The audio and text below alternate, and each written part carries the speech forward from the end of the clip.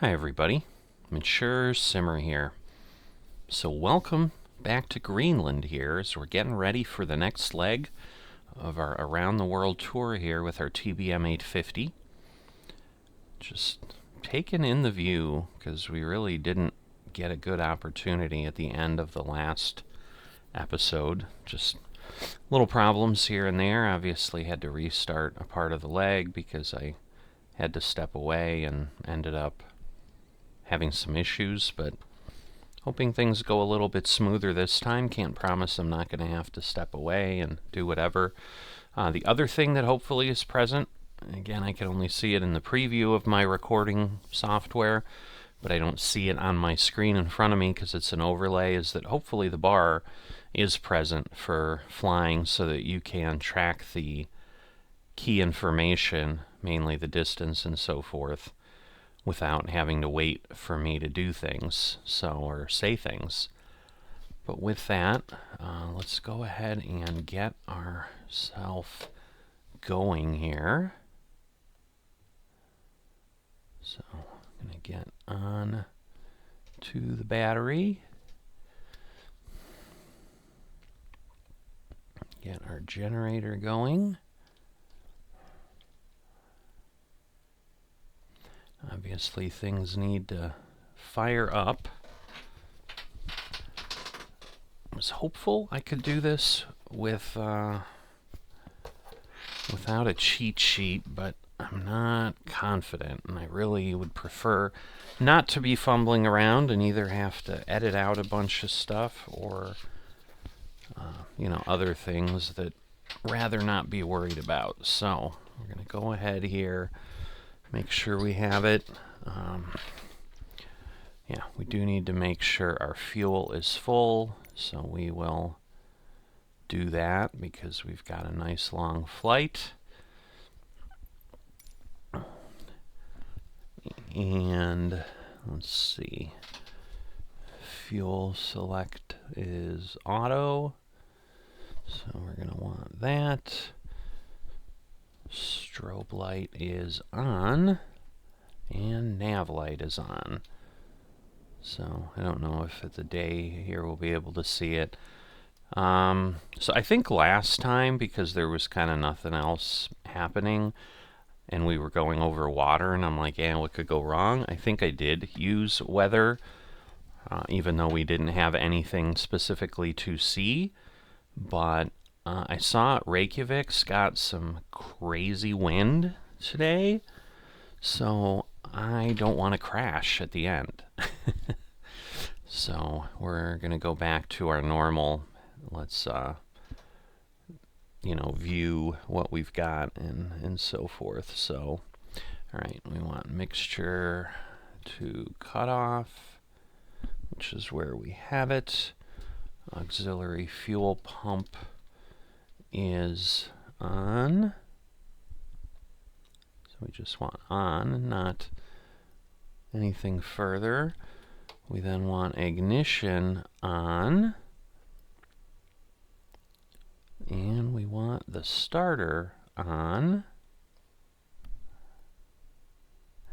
And then we're looking for NG. Getting to 13, so we got the prop starting. We want to move. Once it gets to 13, we go to low idle. So that'll help. And then once we get past 50%, we go to high idle and turn off the starter, which is what's blinking there and causing us some fun because you don't want to keep doing that. All right. So now let's turn the starter off because that obviously, as you saw, takes a lot of drain. All right. So all the gyro instruments on. We'll get that going. That'll get all our instruments moving there. And then the auxiliary BP to auto.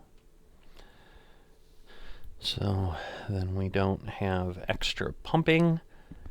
We'll probably want de-ice on given where we're at. So let's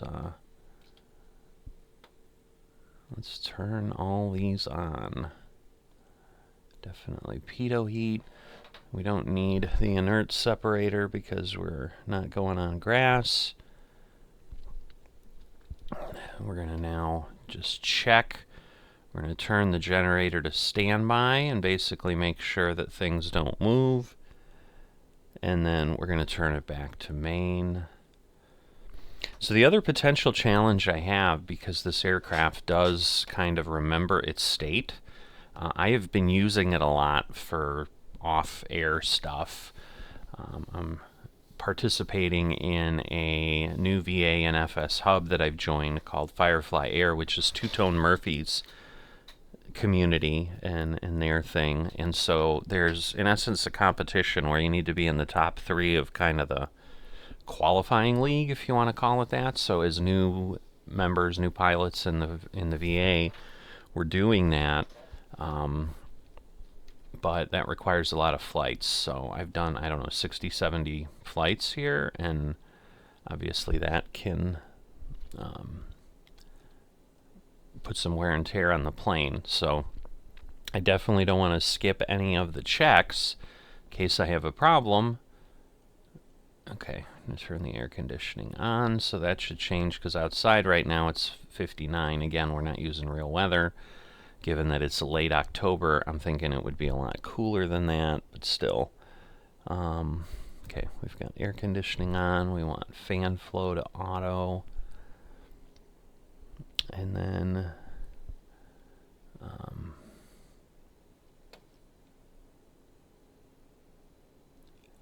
all right. So I always kind of struggle with this. Because I think we're at like 9,000 feet or something. I don't know that it is going to tell me. Maybe when I turn some other things on. Alright, we want to turn the radio master on. That'll get these things going. And we want to get AP Trim Master on as well. So we have everything working there. And then turn on our EFIS Master, which will get some of these things going.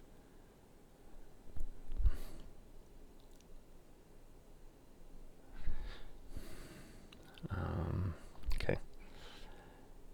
And then we want the trim in the green arc. So let's get that adjusted a little bit. And then we want to get all of our info in here. So I forgot to do a part of my setup, so let me go do that. So hopefully I should be able to import from the file. That's what I want, so that is good. This is our last of 3 legs that we've had that are basically point to point, but I think I'm going to add, per my Navigraph, I'm going to add some procedures here. So our departure is going to be, let's see, down. It's going to be Wutah A1A on runway 9. And the transition is Wutan, so I don't think I need to do anything there. So we're going to load the departure, and then yes, that gives us that. USR, Gangi, Wutan-Birk. Yep, okay. And then our arrival is going to be Inga 2N, no transition. We're going into runway 19. So we're going to load the arrival. And I'm hoping that that gets me what I need.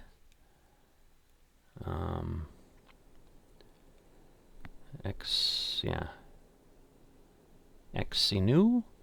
And then I need a approach of ILSY 19 with no transition, so it's final. So we're going to load the approach. All right, and I think that gives me everything I need. So now if I go to the map, I do have some lines, I think.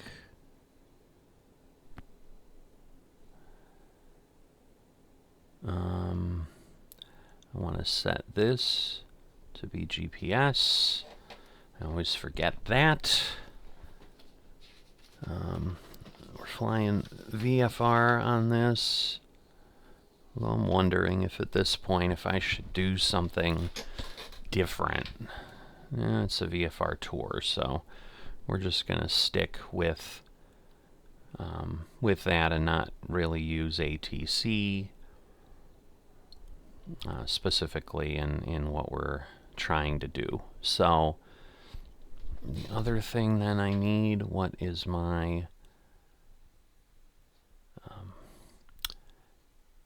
oh, there's no info. Oh, no, there is info on. I'm like, there's no info on QNH, but it's 1009 hectopascals, I think is what it is for HPA. Might be Hector. I don't know. I don't think so. I'm probably just totally wrong.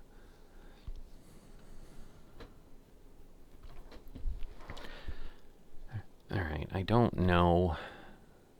I think at this point, putting the ignition to auto will be best. All right. We can hit enter, enter. I don't normally do anything there. Can I dent at 7? Or I guess we want to really be 1200. Oops, 0, 0. There we go. So that'll be good. Starting to collect those points up, acquiring them. All right, we want to set the altitude. So this will be a bit intriguing.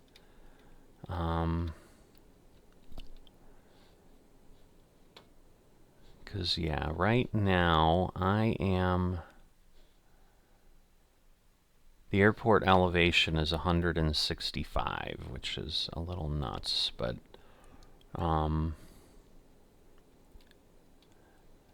and then... So let's see, 10. See, I think I want to be, whoops. I'm going to potentially be there.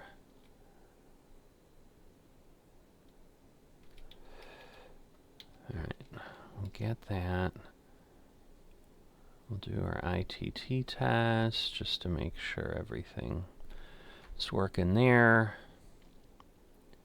Okay, so yes, 40-ish. Probably about right. But I think we need to set this. I'm going to set it to 15 at this point. Our altimeter, our heading are good. Going to get our flight director. All of this set to go. So we're done there. And, all right, we're going to go up to our taxi light. We'll get that set, clear the master caution warning, and release the parking brake. So we should be in shape to go here.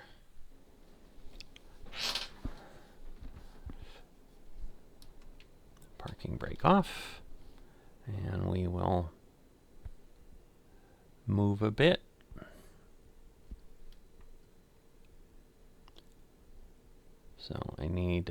I need to kind of get past kind of what they call the beta point,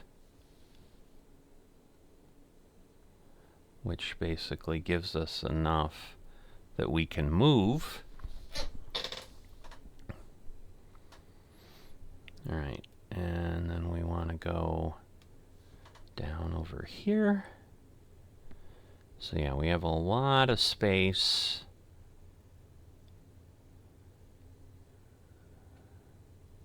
Yeah, I didn't start at this point. I don't know. We're not going to have a lot going on. I didn't start my FSLTL for any kind of traffic, so I kind of intentionally put myself where I did, thinking, yeah, we'll have planes all over here, but we don't, and that's okay.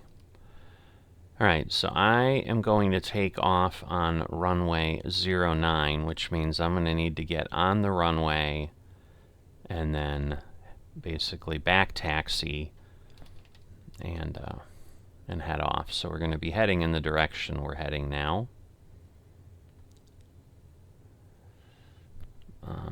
There should be, I probably should get over here. There we go.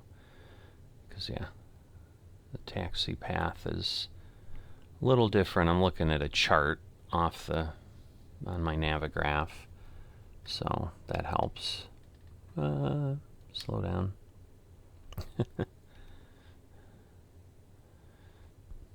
Alright.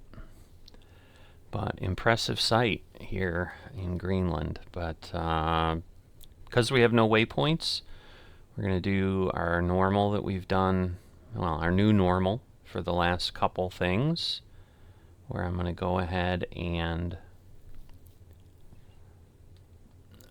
read the narrative before we leave.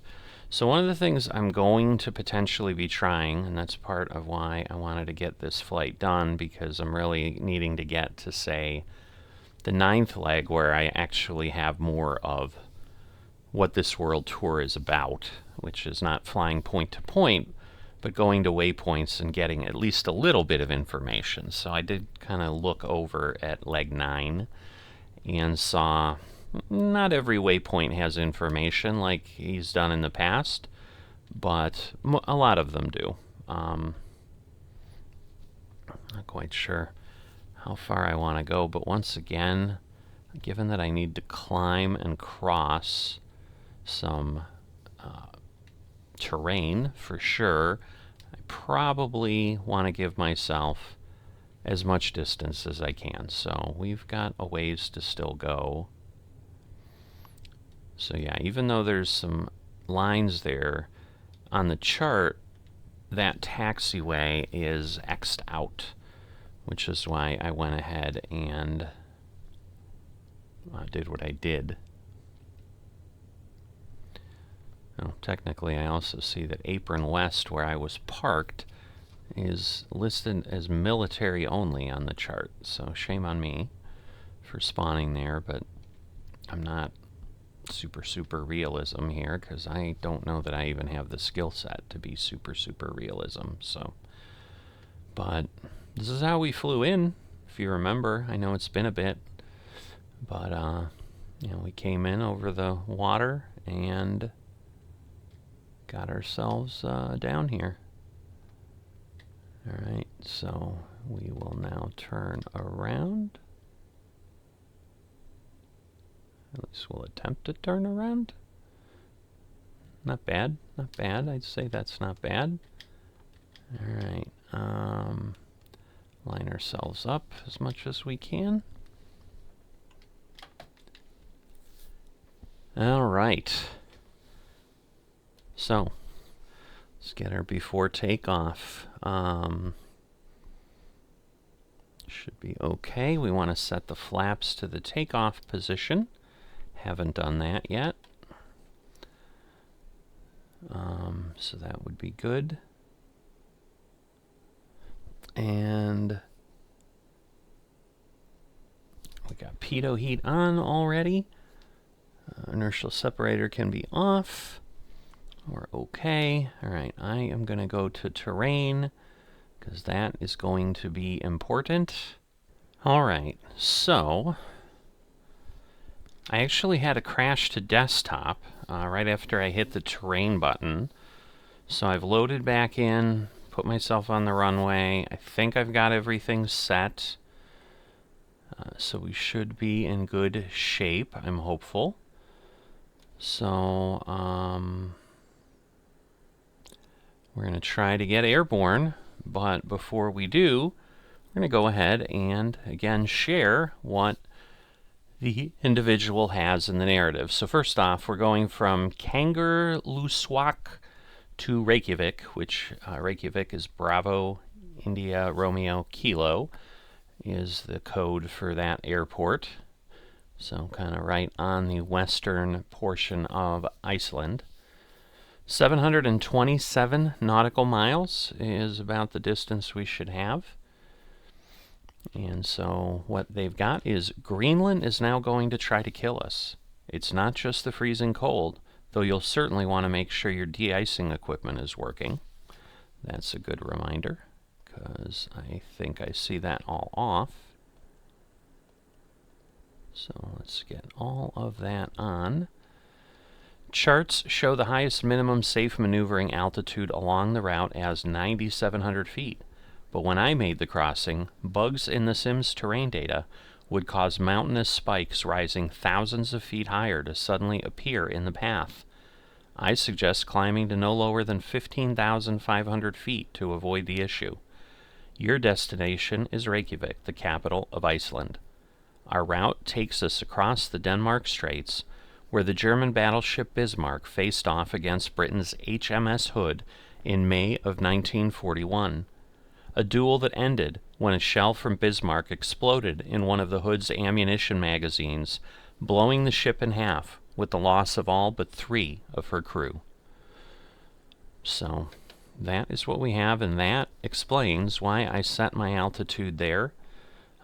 We might basically stop at 10,000 feet or 11,000 feet, but obviously taking off at almost sea level. Right now we can't see anything, but obviously stuff's going to show up. So let's get going.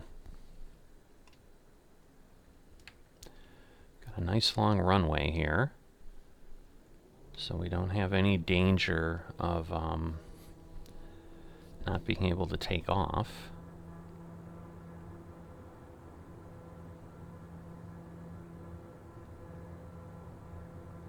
Alright, airspeed's finally, or speed is finally coming up here. Takes a little bit to get going.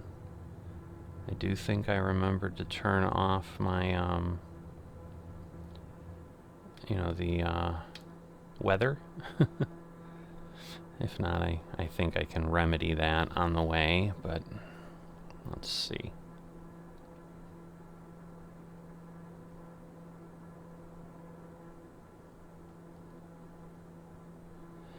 Alright, so we should be okay. I've got myself set to 1100. Alright. I think I hope we'll be okay. I mean, we're seeing the terrain get yellow. We just basically want to stay out of red if we can. I mean, my airspeed is pretty good, so what I'm going to do now is I'm going to... we're going to up the flaps first. That'll help, so let's get ourselves there. And then we'll go to our higher boost. But yes, things are becoming green around us. So I think we're okay. I don't want to climb too aggressively, because obviously that's just going to cause me some challenges that I'd rather not have. So I'm just taking a look. It looks like the bar and everything is working, so I'm hoping it is. I just hate when it crashes out, but looking at my recording software, I think we're good. But let's just take a peek. Airport is back there.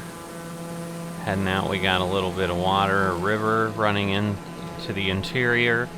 So again, just if you're unclear, we're heading in an easterly direction, basically overflying all of Greenland, and then, as it said, going over the Denmark Strait. So majority of this is going to be just a lot of frozen ground. So let me see, because I am not sure that I am getting where I need to be again. So let me go direct to Ganji and activate. Alright, there we go. Because there is the line, and I'm like, something's not right because I'm floating off again. But yeah, it looks like it stays relatively low. I mean, right now I'm almost tempted not to climb, but...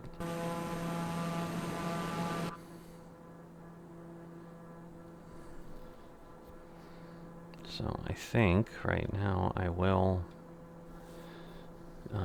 flatten myself out a little bit until we start seeing some terrain.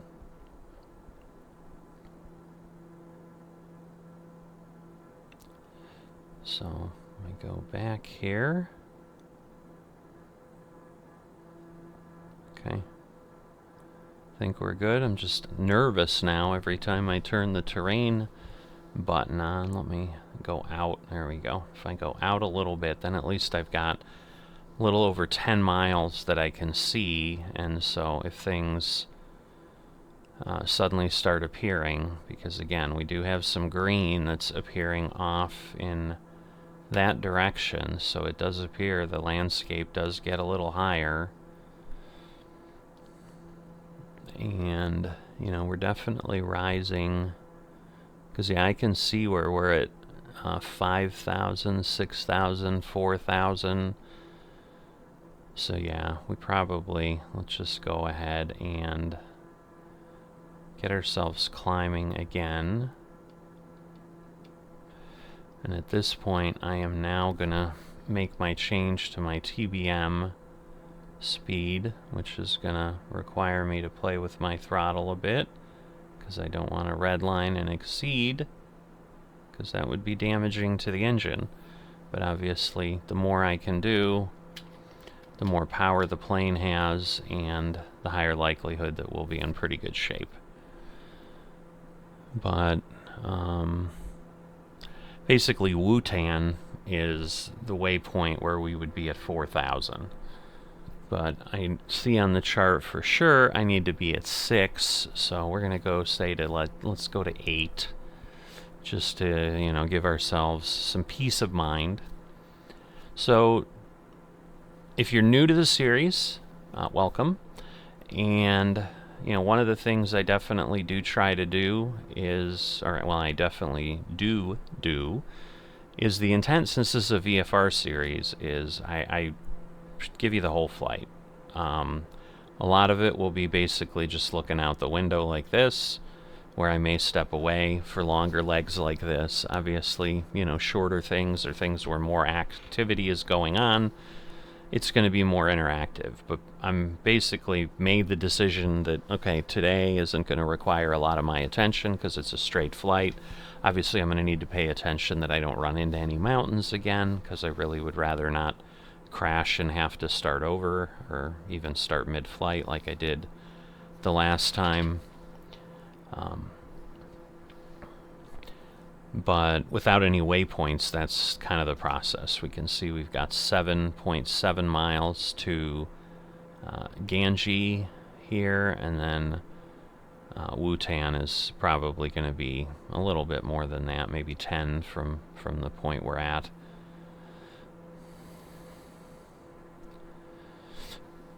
But kind of on the Navigraph, it's like the snow begins. The glaciers, the solid ice, whatever all this is below us. But definitely not a landscape I see here in the US. So just the vast expanse of, I think, solid ice is what we're looking at. So that is just a bit awe-inspiring and intimidating at the same time. So again, like I said, we'll get ourselves up to about 8. I do have my flaps in, so that is there. But as you can see, in that time, since I've been chatting, we've gone 4 miles. So these flights are not short in this aircraft, but for a lot of what we're going to be doing, normally it would be okay. Not quite sure what we're getting the warning for.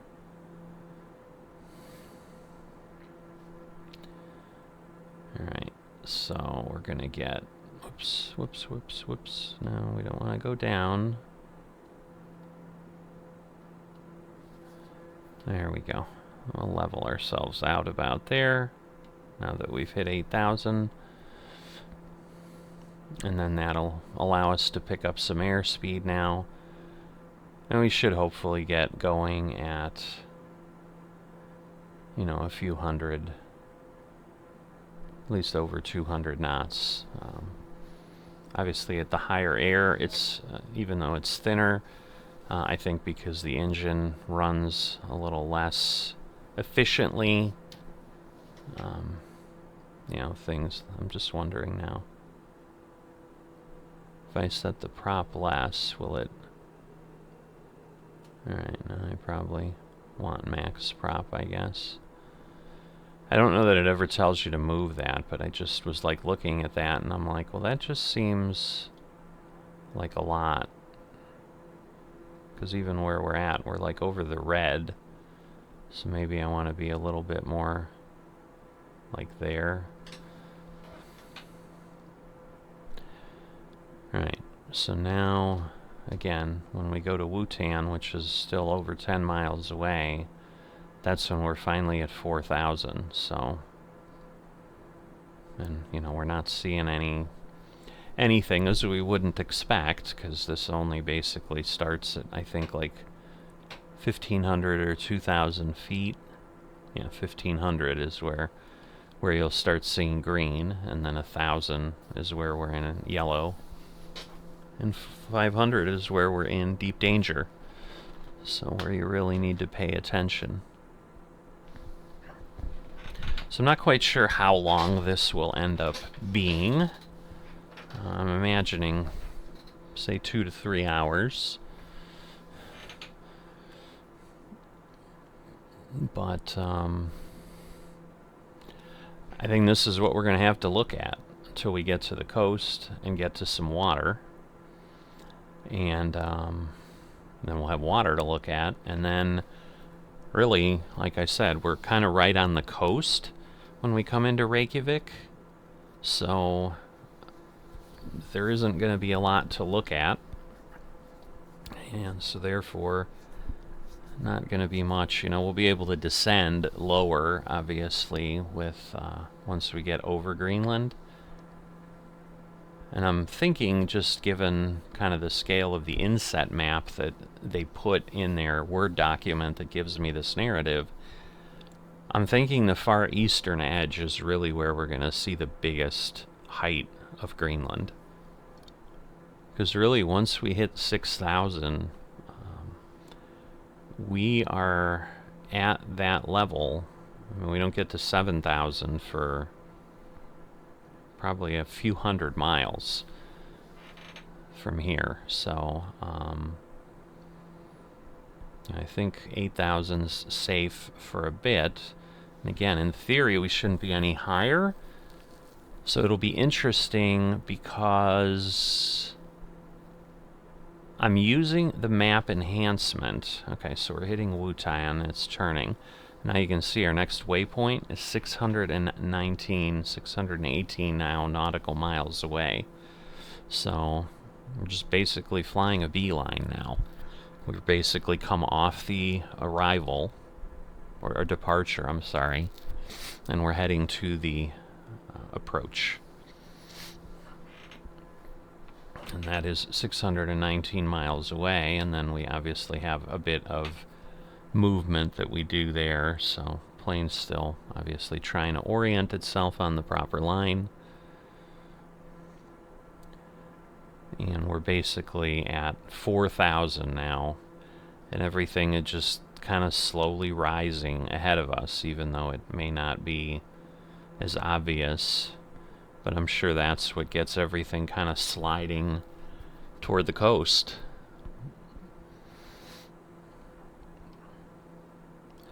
So I'm going to go ahead and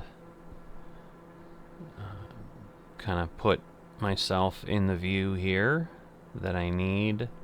Although, well, there's not much to see out the window. What I'm worried about is I do want to keep the terrain visible so that if I start seeing something, I can react to it rather than necessarily just visually looking out the window, because if it suddenly starts to rise very quickly, I may need to take some action, as far as diverting my course or something to give myself time to climb if suddenly we do get that spike that shows up. But what I was starting to explain, I'm using Msfs map enhancement, but I think that just changes kind of the appearance of the surface. I don't know that it gives me actual map data of what I'm flying over as far as elevation and so forth. So if those sim issues were there, and once again, I think this gentleman created this tour many, many years ago, so it is possible that the data has since been updated, and things like that have been called out to Microsoft, like, hey, you've got towering ice spikes in Greenland, you might want to look at your data. But again, some of this is fed from systems, so I think whatever the original source is would have to have been notified. Alright, so yes, it's actually 8,000, where I thought it was 7 because it was the next line. So, so that means I'm definitely going to need to go up, but I guess I don't know that I need to rise just yet. But yeah, we've gotten ourselves to 220, which is nice. Because that just chews up ground all the faster. So I guess let me get myself to 10. So we'll put ourselves at 1,000. We'll just leave it there. That shouldn't slow us down too much. We're dropping to 217, 216. No, it is fallen a good amount, so we might get below 200. I hope not. But we are almost up 500 feet already with that little bit, so even if we do, we shouldn't be at the decreased speed for too terribly long. But I'm going to go ahead. Obviously, I'll make adjustments as needed as we go, but there's really nothing else to share. Well, that's not true. It's not true. Probably the most important thing to share. So the reason I'm going ahead and running this kind of why I am, other than it's been a while, and I'd like to get further on this tour. I think I mentioned, certainly if you watched other videos on the channel with Flight Sim, that I have a month of say intentions, so that's going to take me about another 2 weeks in. One of the big things I was looking at was specifically for this series. They have something called tour guides, and you're able to basically create tours. So what I've done already is I have put in the legs that I've completed and set those up, but I haven't flown them with the tour guide to see what the experience is like. And that's what I want to do, is actually try that, and then if it works well, rather than me always narrating, I may still have to fill in the gaps that it doesn't cover, but it may give a lot of other information that we don't have that could be interesting. Alright, so let's flatten out now. And that could be just a fun experience to kind of be a little bit more immersive and just, hey, we're flying and I'm your pilot, rather than I'm also your tour guide and everything else. So the first attempt, or the first chance to really test that, will be in Iceland, in leg 9. And so I want to get done flying leg 9 before that first month is done, because that will also help. And obviously, if it works well, that will more solidify. Yeah, I'm gonna stick with stay intentions for the long term. So I'll go ahead and make the investment of a year of paying for a year, which basically saves you 2 months over paying just at a monthly basis. Because the other thing that I am really interested or excited about, just from a comfort standpoint, some of the people at Say Intentions, I guess, had access to the tech alpha that was done a couple weeks ago, and they just recently released a press release in the last week or so that said, during the tech alpha, they made adjustments to Say Intentions to guarantee that it will work with Microsoft 2024. So, I'm sure it worked well already, but they've already tidied up the code based on what they had. There's a couple points of excitement from that. That's great news if I want to use Say Intentions. Like, I now know, hey, if I pay a year, even though it would be like a week before 2024 came out, so I'd be kind of doing it on blind faith, that Microsoft said, oh yeah, things will work and continue to work from 2020. But now, the company itself has basically made the statement. So if somehow things do start to act up, I would imagine then they would take ownership of that and say, hey, we told you guys this worked. Because, obviously the tech alpha was also only portions of things. Like, everything wasn't up to snuff, so maybe there's some anomalies that'll be introduced in the final product that they might need to still adjust for, but I have confidence they'll do that. But secondly, given that, other than planes or something, but again, I'm speaking with zero knowledge here, but I would imagine this is one of the more complicated mods available to us, Say Intentions, is in Flight Sim, and so other things like sceneries or all those other things, and planes, although planes are certainly going to be complex, my excitement was, wow, the tech alpha was like a couple weeks ago, and they just had some access and they were able to discern enough of what they needed to change, and they made the changes in 2 weeks. So to me, it bodes well for even if people need to tweak their mod a little bit to work in FS 2024, that it might not be that daunting of a task. So that would be great. Are we like fully? No, we can see a little bit of the water behind us yet, so we're not fully in this land of, oh my goodness, I hope my plane continues to fly or else I may die world. I didn't intend for it to rhyme, but I'm glad it did. It always makes that fun. But no, we're not quite there yet. But another 50 miles, and I'm pretty sure we'll just see white around us all the time. So if I recall, maybe I'll take a peek around the outside again here or there. But yeah, there's we're coming up on the 6,000 foot. We're between 5,000 and 6,000, so I'm sure it's in the upper 55,000 foot mark now in the terrain below us. And then we go over that long stretch where going up 2,000 feet takes a little bit of time. But I will say it's an odd view here. But that was the big share, I suppose, was, yeah, I'm actually looking to hopefully bring some Say Intentions unique capabilities in here, because that's something like Beyond ATC wouldn't do. It's not air traffic.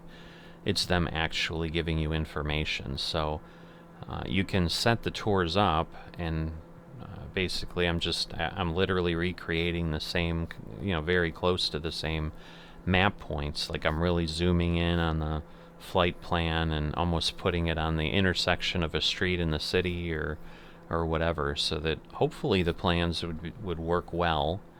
But I haven't tried things like that. So for example, like when we flew over Boston, we had a waypoint right on top of Fenway Park, and obviously then the tour guide could tell you something about Fenway Park, and it allows you to put in text as well in a box. I don't know if it just reads it or it uses it to look things up or what the AI does with that, but I took what I would have read as the narrative at that waypoint and put it in there so that hopefully the tour guide would tell you that information instead of me, is what I'm hoping will happen, so that, as I said, we can just fly and let the tour guide speak, and we can react to what the tour guide said, just as passengers and our pilots would, as opposed to me having to give you the information as well.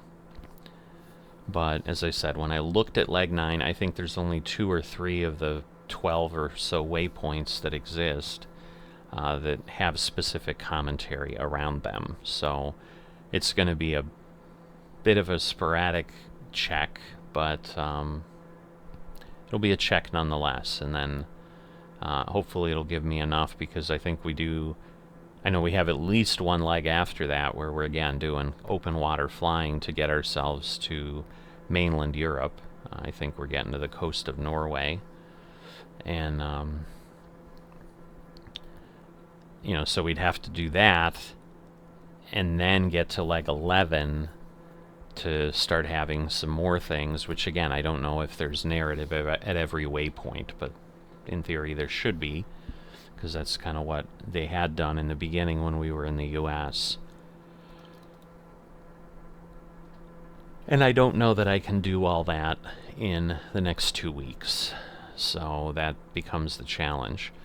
Because, yeah, I'm coming up on, it's election day in the U.S. I work the polls, so that basically takes that full day out. There will be no simming occurring. It also tends to be a really long day. Sometimes that makes me pretty tired in general, and it's like, yeah, I may be a little beat for the week, and in all of that, I'm trying to get my TGC Tours event in, and so I'm just not sure how much more I can get done. I know if I fly this today and everything goes according to plan, I may be able to get leg 9 done this weekend, and then, publish it whenever I feel I should publish it. But that gets you up to speed as to what my thought pattern is and what's going on. I'm confused, because maybe we go down and up, because I thought the next line was 8,000, but now I'm thinking it's 5,000. Like, we go back down and there's this valley, but then it jumps right up to 8 across the way. So it's kind of interesting. But in any event, we're gonna kind of leave things here. I'm gonna go on mute.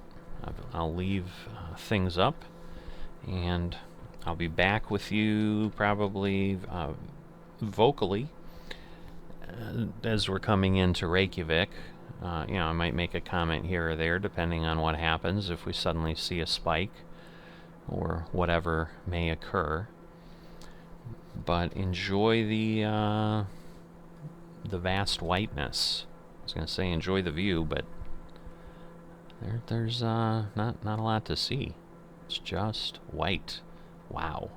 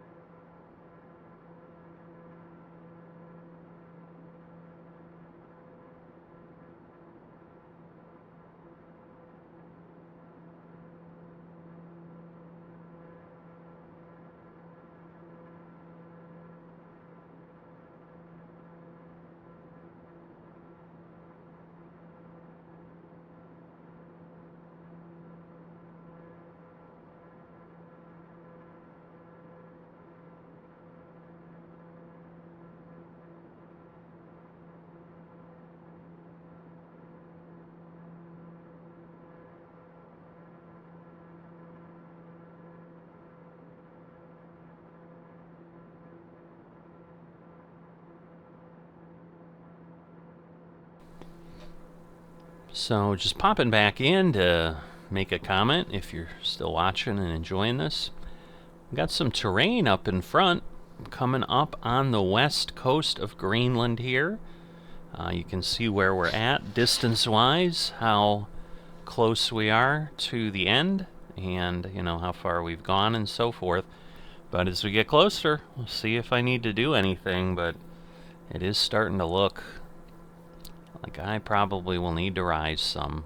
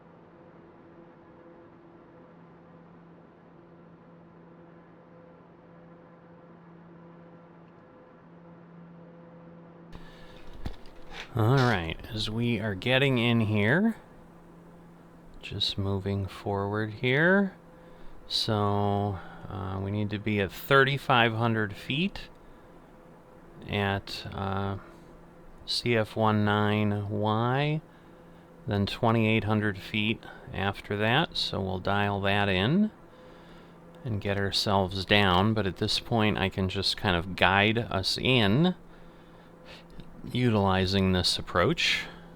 So I think we're sitting, let's see, looks like about 3.5 hours in as we've gone through this. So again, one of the longer flights. Typically these legs, according to the author, should take between maybe 2 to 3 hours at most, is kind of how they've been designed. But obviously when we're making a large crossing like this, little we can do. I mean, potentially if there was an airport on the west side of Greenland, I suppose he could have broken it into 2 legs, you know, and turned it into maybe a 2-hour leg twice, but not really an issue of just getting this taken care of the way it sits. So we're going to turn to the south when we get to this waypoint, so that will be the next point. Sorry, I'm playing around with my Navigraph charts, zooming in and so forth, so we can get in there. I think part of the reason we're up at this level is some of the landscape here. So let's go back to the terrain view, but some of the landscape there is, let's see, okay, it's just giving me the info. Arrival at the waypoint is about 2,000 feet. So if we were down lower, that would obviously be a bad thing. So I'm going to go ahead here and we'll quickly descend down to 2,800. We want to get there in 5 miles or less, but this should be getting us close to aligning with the airport and the runway once we obviously rotate over to the proper position. So you may have noticed, if you had watched the whole thing, I did have to get in my time machine and pull us back a little bit. So let's see if we can do anything with the approach here. I'm not sure that we can, but we're going to try. But that's the runway there. So should be pretty straightforward at this point. I would think we'll align. And then again, once we get through that point, we will then get lower. So, and it looks like it may be grabbing this at this point, so it's starting to descend, as you can see. Let me get my landing monitor up so that we can see where we sit with regards to that. But at this point, I am going to go ahead and get ourselves off the incredibly fast TBM boost. We're going to get our landing gear down. So that will, you know, get us where we need there, and then we'll start to back off pretty substantially and get our flaps out and come in for landing. But yeah, I adjusted the time, and as you can see, we're already kind of coming in at dusk, even though it is, you know, pretty early. I think it's what time? Yeah, 4:39 p.m. But obviously, this far north, things will the sun will set pretty early, so not unexpected.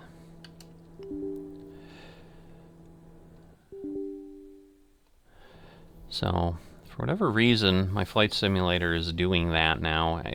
Codal, or however you say that. It goes with GSX, and so I think it says GSX is loading some stuff at the airports. It's failing. So I get that failure, so I do apologize for that, kind of, again, blowing the immersion, but short of not having GSX available, I'm not sure what other options I've got. But we're down now to just about 500 feet. So, never been to Iceland, never been to Reykjavik, haven't seen a whole lot of it even anywhere. So, you know, pretty interesting just to see even the general portion of it. We're a little low according to this, but I'm gonna take over in a moment here.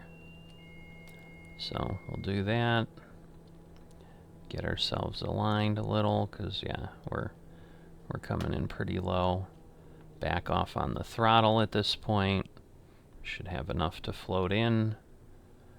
And we'll hopefully do a beautiful landing here at Reykjavik, and everyone will be happy.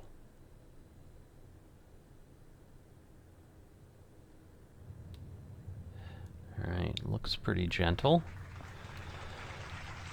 Thank you, thank you. Everyone's clapping. I'm here all week. So, anyway. But yeah, gotten much more comfortable with the flight stick, with the landing approach. You'll notice no bounces. The clapping comes from landing rate monitor, which is used for FS Hub, and then Firefly Air and that. So if you do, I'm not quite sure why they're clapping again. I've never had that happen, but like, you found the end of the runway, let's clap. But in any event, so we got a church peeking up over the hill there. I don't honestly know where I'm going. I'm just kind of following things, and we'll just head over here behind the building. I do have my throttle fully pulled back. I did reset my hectopascals. 1006 is what they told me to do. I really don't understand why we continue to get continued applause. I'm a very humble person. It's making me uncomfortable. So hopefully it'll stop. So we are here, but just take a quick look around. But welcome to beautiful Iceland and Reykjavik. And oh, there's like an observatory or something up there. I don't know. Observatory, church, museum. I don't know what that is. If anybody's from Iceland or is familiar and knows what that is overlooking the airport, enlighten us in the comments. That would be fun. That's certainly part of what we're trying to enjoy in this tour, is just seeing different things that probably most of us have never seen. That's why I love the concept of this, because it's going to get me all over the world and help me enjoy things that I would probably never decide to fly to otherwise, because I frankly wouldn't necessarily know it was even there. And this author of this has done tons of work to provide us with additional information, so that's also a wonderful thing. So with that, we're going to go ahead and wrap up this 8th leg of the VFR World Tour for the TBM. Again, it was designed for the 930, but I love my 850, so they basically have similar characteristics, and I'm like, until I get proven that I can't do a leg in the 850, this is what we're going to use. So we'll continue on. Hopefully you're looking forward to next leg as much as I am. We're finally back to kind of more of a tour, and we'll be covering all of Iceland in that next leg. But really traveling and flying a lot more than just simply it would take to cross the island. So I hope you're looking forward to that as much as I am. As always, if you have not dropped a like at this point, please consider doing that, as well as subscribing. Both of those things help the channel immensely. And I will see you next time.